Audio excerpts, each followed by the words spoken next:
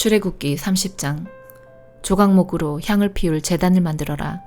그것은 길이도 1규빗, 너비도 1규빗인 정사각형이 되게 하여라. 그리고 높이는 2규빗으로 하여라. 단 네 모퉁이에는 뿔이 나오도록 만들고 그 뿔들은 제단과 이어져서 하나가 되게 하여라. 제단의 위와 옆과 모서리와 뿔을 순금으로 덮고 제단 둘레에는 금테를 둘러라. 제단 양쪽의 금테 아래로 금고리 2개를 만들어 달아라. 제단을 나를 때는 그 금고리 안에 채를 끼워 넣어서 옮겨라. 채는 조각목으로 만들고 금을 입혀라. 언약궤 앞에 있는 휘장 밖에 이 향제단을 놓아라. 곧 그 언약궤를 덮고 있는 속죄판 앞에 제단을 놓아라. 그곳에서 내가 너를 만날 것이다. 아론은 아침마다 등잔을 살피러 오면서 그 제단 위에 향기로운 향을 피워야 한다. 아론은 저녁에 등잔불을 켤 때에도 그때마다 향을 피워야 한다. 그래서 너희는 대대로 날마다 여호와 앞에서 향이 피어오르게 하여라. 이 제단 위에서는 다른 향이나 번제물이나 곡식제물을 바치지 마라. 그리고 부어드리는 전제물도 바치지 마라. 1년에 한 번 아론은 제단 뿔에 피를 부어서 죄를 씻는 의식을 행하여라. 그 피는 죄를 씻기 위해 바치는 피다. 아론은 지금부터 1년에 한 번씩 대대로 이 의식을 행하여라. 그 제단은 여호와께 가장 거룩한 것이다. 여호와께서 모세에게 말씀하셨습니다. 너는 이스라엘 백성의 수를 세어라. 그때 모든 사람이 자기 목숨을 대신한 값을 여호와께 바치게 하여라. 그래야 백성의 수를 셀 때 그들에게 재앙이 일어나지 않을 것이다. 인구 조사를 받는 사람은 누구나 성소의 세겔대로 은 반 세겔을 내게 하여라. 한 세겔은 20게라이다.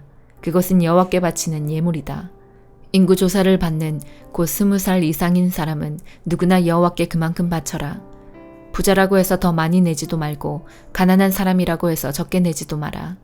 너희가 바치는 것은 너희 목숨을 대신해서 여호와께 바치는 것이다. 너는 이스라엘 백성이 목숨을 대신해서 내는 돈을 받아서 회막의 봉사를 위해 쓸 수 있게 하여라. 그러면 나 여호와가 이스라엘 백성을 기억하여 생명을 지켜줄 것이다.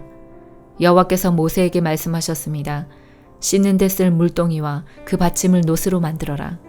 물동이와 받침을 회막과 제단 사이에 놓고 물을 담아라. 아론과 그의 아들들은 이 물동이의 물로 손과 발을 씻어라.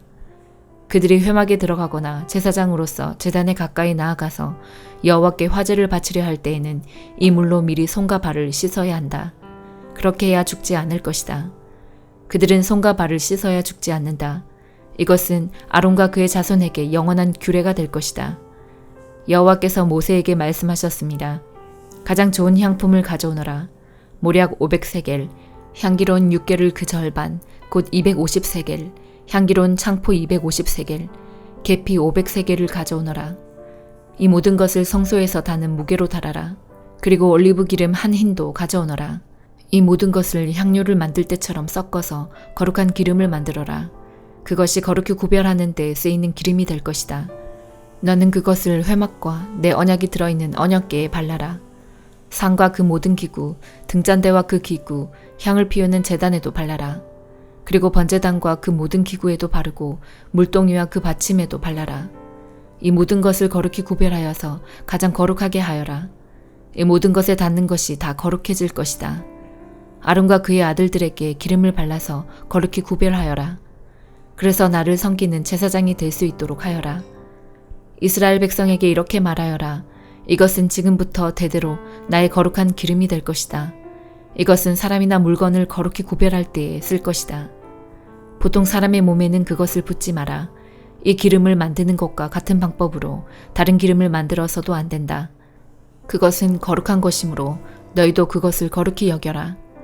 누구든지 그런 기름을 만들거나 그것을 제사장이 아닌 사람에게 붓는 사람은 백성 중에서 끊어질 것이다. 여호와께서 모세에게 말씀하셨습니다. 너는 향품들을 가져오되 수압향과 나감향과 풍자향과 순수한 유향을 가져오너라. 그리고 그것들을 같은 분량으로 섞어라. 너는 향을 만들 때 향료를 만들 때처럼 만들어라. 거기에 소금을 쳐서 깨끗하고 거룩하게 하여라. 그 중에서 얼마를 빻아 고운 가루로 만들고 그 중에서 얼마를 회막에 있는 언약궤 앞에 놓아라. 그 향은 너희에게 가장 거룩한 것이다. 너희는 이런 방법으로 이 향을 만들어서 너희 마음대로 쓰면 안 된다. 너희는 그것을 여호와께 가장 거룩한 것으로 여겨라. 누구든지 그것을 향료로 쓰려고 만드는 사람은 백성 중에서 끊어질 것이다. 요한복음 9장. 예수님께서 걸어가실 때 나면서부터 앞 못 보는 사람을 보셨습니다. 예수님의 제자들이 예수님께 물었습니다. 선생님, 이 사람이 이렇게 앞 못 보는 사람으로 태어난 것이 누구의 죄 때문입니까? 이 사람 때문입니까? 아니면 그의 부모 때문입니까? 예수님께서 대답하셨습니다. 이 사람이나 그의 부모가 죄를 지어 이렇게 된 것이 아니다. 이 사람이 나면서부터 앞을 보지 못한 것은 하나님의 일을 그 사람의 생애를 통해 나타내기 위해서이다. 우리는 낮이 계속되는 동안 나를 보내신 분의 일을 계속해야 한다. 아무도 일할 수 없는 밤이 올 것이다. 내가 세상에 있는 동안 나는 세상의 빛이다. 예수님께서는 이 말씀을 하신 후 땅에 침을 뱉어 그것으로 진흙을 만드셨습니다. 그리고 그 진흙을 앞을 보지 못하는 사람의 눈에 발랐습니다. 예수님께서 그 사람에게 말씀하셨습니다. 실로암 샘에 가서 씻어라. 실로암은 보냄을 받았다라는 뜻입니다. 그 사람은 샘으로 가서 씻었고 앞을 보게 되어 돌아왔습니다. 그 사람의 이웃이나 전에 이 사람이 구걸하던 것을 본 적이 있던 사람들이 물었습니다. 이 사람은 앉아서 구걸하던 사람이 아니냐? 맞아. 이 사람이 그 사람이다 라고 말하는 사람이 있었는가 하면 아니야. 이 사람은 전에 구걸하던 사람이 아니야. 단지 그와 비슷한 사람일 뿐이야 라고 우기는 사람도 있었습니다. 그러나 그 남자는 내가 바로 그 사람입니다 라고 말했습니다. 그래서 사람들이 그 사람에게 물었습니다. 도대체 당신은 어떻게 눈을 뜨게 되었소? 그 사람이 이렇게 대답했습니다. 예수라고 하는 분이 진흙을 만들어 그것을 내 눈에 바르고 실로암 샘에 가서 씻으라고 말씀하셨습니다. 내가 가서 씻었더니 보게 되었습니다. 사람들이 물었습니다. 그 사람이 지금 어디에 있어? 그 남자는 나도 모릅니다 라고 대답했습니다. 사람들은 전에 보지 못했던 사람을 바리새인들에게 데려갔습니다. 예수님께서 진흙을 만들어 그 사람의 눈을 뜨게 해준 날은 안식일이었습니다. 바리새인들은 다시 그 남자에게 그가 어떻게 보게 되었는지를 물었습니다. 그 사람이 이렇게 대답했습니다. 그분이 진흙을 내 눈에 발랐습니다. 내가 씻었더니 보게 되었습니다. 바리새인 중에는 이 사람이 안식일을 지키지 않으므로 그는 하나님께로부터 온 사람이 아니다 라고 말하는 사람이 있었습니다.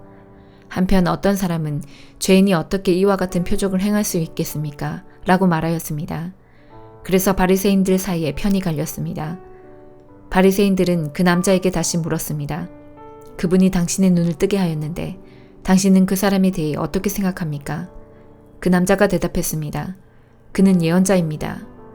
유대인들은 그 남자가 전에는 앞을 보지 못했는데 이제는 보게 되었다는 사실을 믿지 않았습니다. 그래서 그들은 그 남자의 부모에게 사람을 보내어 물어보았습니다. 이 사람이 당신의 아들 맞습니까? 당신들은 그가 나면서부터 보지 못하게 되었다고 이야기했는데 그가 지금은 어떻게 해서 보게 되었습니까? 그의 부모들이 대답하였습니다. 그 아이가 우리 아들인 것을 알겠고 또 날 때부터 앞 못 보는 아이였다는 것도 알겠는데 그 애가 지금은 어떻게 보게 되었는지 또 누가 그 아이의 눈을 뜨게 해주었는지 우리도 잘 모르겠습니다. 우리 아이는 자기 문제에 대해서는 자기가 대답을 할 만큼 나이도 먹었으니 그 아이에게 직접 물어보십시오. 그의 부모들이 이렇게 말한 것은 유대인들을 두려워했기 때문입니다. 또한 유대인들은 예수를 그리스도라고 인정하는 사람은 누구든지 회당에서 쫓아내기로 이미 결정했기 때문입니다. 그래서 그 사람의 부모가 그가 나이를 먹었으니 그에게 직접 물어보십시오 라고 대답했던 것입니다. 바리새인들은 전에 보지 못했던 사람을 두 번째로 불러 그에게 말했습니다. 하나님께 영광을 돌리시오. 우리는 그 사람이 죄인인 것을 알고 있소. 그가 대답했습니다. 그분이 죄인인지 아닌지는 모르겠습니다. 다만 제가 아는 한 가지는 전에 제가 앞을 보지 못했으나 이제는 본다는 사실입니다. 그들이 물었습니다. 그가 당신에게 무슨 행동을 했고 그가 어떻게 당신 눈을 뜨게 했소? 그 사람이 그들에게 대답했습니다. 내가 이미 당신들에게 다 말해주었는데 왜 들으려 하지 않습니까? 무엇을 다시 듣고 싶으십니까? 당신들도 그분의 제자가 되려고 그러십니까? 그러자 바리새인들은 그 사람에게 욕을 하며 말했습니다. 당신은 그의 제자일지 모르지만 우리는 모세의 제자들이요. 우리는 하나님께서 모세에게 말씀하셨다는 것을 압니다. 하지만 이 사람에 대해서는 그가 어디서 왔는지조차 모릅니다. 그 남자가 대답했습니다. 정말 이상한 일입니다. 그 사람이 나의 눈을 고쳐주었는데도 당신들은 그가 어디서 왔는지 모른다니 말입니다. 우리는 하나님께서 죄인의 말을 듣지 않으시지만 경건하게 하나님의 뜻을 행하는 사람의 말은 들으신다고 알고 있습니다. 나면서부터 안 못 보는 사람의 눈을 뜨게 하였다는 말을 들어본 사람은 아무도 없습니다. 그분이 하나님으로부터 오신 분이 아니라면 아무것도 할 수 없었을 것입니다. 이 말에 바리새인들은 이렇게 대답했습니다. 당신은 날 때부터 죄가 가득한 사람인데 우리를 가르치려 하는가? 그리고는 그 사람을 쫓아내버렸습니다. 예수님께서 바리새인들이 회당에서 그 사람을 쫓아냈다는 소식을 듣고 그 사람을 찾아 말씀하셨습니다. 너는 인자를 믿느냐? 그 남자가 대답했습니다. 선생님, 인자가 누구신지 말씀해 주십시오. 제가 그분을 믿겠습니다. 예수님께서 그에게 말씀하셨습니다. 너는 이미 그분을 보았다. 지금 너와 함께 이야기하고 있는 사람이 바로 그 사람이다. 그러자 그 사람은 주님, 제가 믿습니다. 라고 말하면서 예수님 앞에 무릎을 꿇었습니다. 예수님께서 말씀하셨습니다. 나는 심판하러 이 세상에 왔다. 보지 못하는 사람들은 보게 하고 보는 사람들은 보지 못하게 하기 위해서이다. 예수님께서 이 말씀을 하실 때 거기서 이 말씀을 들은 바리새인 몇 사람이 예수님께 물었습니다. 우리도 앞을 보지 못한단 말이오? 예수님께서 대답하셨습니다. 너희가 앞을 보지 못하는 사람들이라면 죄가 없겠지만 지금 너희가 우리는 본다고 말하니 너희 죄가 아직 있다. 잠언 6장. 내 아들아, 만약 네가 네 이웃의 빚보증을 서고 다른 사람을 위해 증인이 되었다면 너는 네 말 때문에 덫에 걸린 것이다. 내 아들아, 너는 네 이웃의 소나기에 사로잡혔으니 가서 이렇게 하여라. 겸손하게 엎드려서 네 이웃에게 간절히 부탁하여 거기서 빠져나오도록 하여라. 네 눈이 잠들지 않게 하고 네 눈꺼풀도 감기지 않게 하여라. 노루가 사냥꾼의 손에서 벗어나듯 새가 그물 치는 자의 손에서 벗어나듯 빠져나와라. 게으른 자여, 개미가 하는 것을 잘 보고 지혜를 얻어라. 개미는 지도자도 장교도 통치자도 없지만 여름에는 먹이를 준비하고 추수 때에는 그 음식을 모은다. 게으른 자여, 네가 언제까지 누워 뒹굴겠느냐? 네가 언제쯤 잠에서 깨겠느냐? 좀 더 자자, 조금만 더 눈을 붙이자, 일손을 멈추고 조금만 더 쉬자 하면 너에게 가난이 강도 때처럼 궁핍이 군대처럼 들이닥칠 것이다. 불량하고 악한 사람은 남을 헐뜯고 돌아다닌다. 그는 눈짓, 발짓, 손짓으로 남을 속인다. 그는 비뚤어진 마음으로 죄를 저지르고 자나깨나 싸움을 벌인다. 그러므로 갑자기 그에게 재앙이 임하고 순식간에 망하고 말 것이다. 여호와께서 미워하시는 것, 곧 싫어하시는 것 예닐곱 가지가 있다. 그것은 교만한 눈, 거짓말하는 혀, 죄 없는 사람을 죽이는 손, 악한 일을 꾸미는 마음, 범죄하러 급히 달려가는 발, 거짓말하는 거짓 증인, 형제 사이를 이간질하는 사람이다. 내 아들아, 네 아버지의 명령을 지키고 네 어머니의 가르침을 잊지 마라. 그것을 네 마음에 영원히 간직하고 네 목에 영원히 매달아라. 네가 걸을 때 그것이 너를 인도하겠고 네가 잘 때 그것이 너를 지켜주며 네가 깰 때 그것이 너에게 말할 것이다. 이 명령은 등불이요, 이 가르침은 빛이요, 이 교훈은 생명의 길이다. 이것들이 너를 부도덕한 여인에게서 바람난 여인의 매끄러운 혀에서 지켜줄 것이다. 너는 그런 여자의 아름다움을 탐내지 말고 그 눈길에 매혹당하지 마라. 왜냐하면 너는 창녀 때문에 빵 한 조각을 구걸하게 되고 너의 목숨까지 위협당할 것이기 때문이다. 사람이 불을 가슴에 품고 자기 옷을 태우지 않을 수 있겠느냐? 사람이 되지 않고 타는 숯불 위를 걸을 수 있겠느냐? 남의 아내와 함께 잠자는 사람도 이와 같으니 남의 여자를 건드리는 사람은 벌을 받을 것이다. 허기진 배를 채우기 위해 도둑질하면 용서를 받을 수는 있으나 훔치다 잡히면 7배를 갚아야 하고 돈이 없으면 자기 집에 좋은 것들을 모두 주어야 할 것이다. 그러나 간음하는 자는 정신이 나간 사람으로 자기 영혼을 망치는 사람이다. 그런 일을 하다가 잡히는 사람은 매를 맞고 수치를 당하여 그 부끄러움이 영원히 지워지지 않을 것이다. 그 남편이 질투심에 불타 보복할 때 눈에 무엇이 보이겠는가? 아무리 많은 보상이나 온갖 선물을 준다 해도 그 분노가 풀리지 않을 것이다. 갈라디아서 5장. 그리스도께서 우리를 회방시키셔서 우리는 자유롭게 되었습니다. 그러므로 굳게 서서 다시는 율법의 종이 되지 마십시오. 나 바울의 말을 들어보십시오. 여러분이 할례를 받고 율법으로 돌아간다면 그리스도는 여러분에게 아무런 도움이 되지 못합니다. 내가 다시 모든 사람에게 경고합니다. 여러분이 만약 할례를 받는다면 여러분은 율법 전체를 지켜야 합니다. 여러분이 율법을 지켜서 의롭다함을 얻으려 한다면 여러분은 그리스도에게서 끊어지고 하나님의 은혜에서 멀어지게 됩니다. 그러나 우리는 성령의 도우심을 받아 믿음으로 의롭다 여김을 받는 이 소망을 간절히 기다립니다. 우리가 그리스도 예수 안에 있다면 할례를 받았느냐 받지 않았느냐는 중요하지 않습니다. 중요한 것은 사랑으로 말미암아 나타나는 믿음뿐입니다. 여러분은 지금까지 잘 달려왔습니다. 그런데 누가 여러분을 막아 진리를 따르지 못하게 합니까? 그런 유혹은 여러분을 부르신 분에게서 나오지 않았습니다. 조심하십시오. 적은 누룩이 반죽 모두를 부풀게 합니다. 그러나 나는 여러분이 그런 다른 생각들을 따르지 않을 줄로 믿습니다. 누구든지 여러분을 혼란하게 하는 사람은 심판을 받을 것입니다. 형제들이여, 나는 할례를 받아야 한다고 가르치지 않습니다. 내가 할례를 가르친다면 어째서 아직도 박해를 받겠습니까? 내가 지금까지 할례를 가르쳤다면 십자가를 전하는 어려움도 사라졌을 것입니다. 여러분을 어지럽히는 사람들은 차라리 스스로 고자가 되어버리는 것이 좋겠습니다. 형제들이여, 하나님께서 여러분을 부르셔서 자유인이 되게 하셨습니다. 그러나 그 자유를 육체의 욕망을 채우는 기회로 삼지 말고 사랑으로 서로 섬기십시오.